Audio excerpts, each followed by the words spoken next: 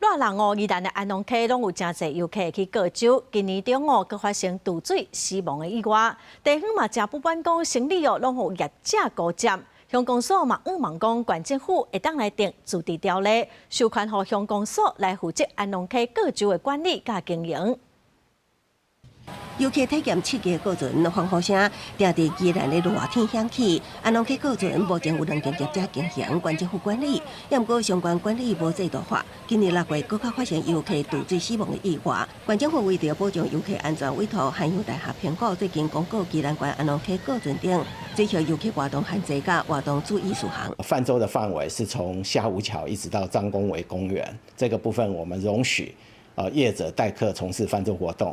根据公告安全规定，经营安农溪过船的2间业者，每10只过船爱配置1只动力救生艇，每只过船艇加救生艇爱配置1名合格的救生员。危险河段也爱配置警戒警员，个人从事水上游客活动，只会当伫周公会公园、水尾河段，违者依法定观光条例规范。安农溪泛舟。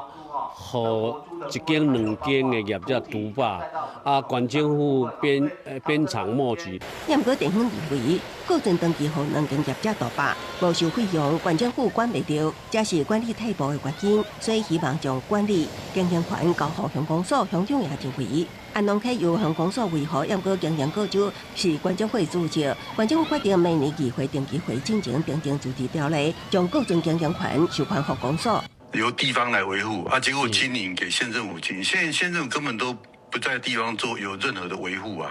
交租金啊，一定是这样子的，就会跟你们收钱啊，这样子。对啊。也毋过，过船业者所烦恼，过船经营权交予公所了后，一定会放收费，影响到生活，也是希望继续由县政府经营。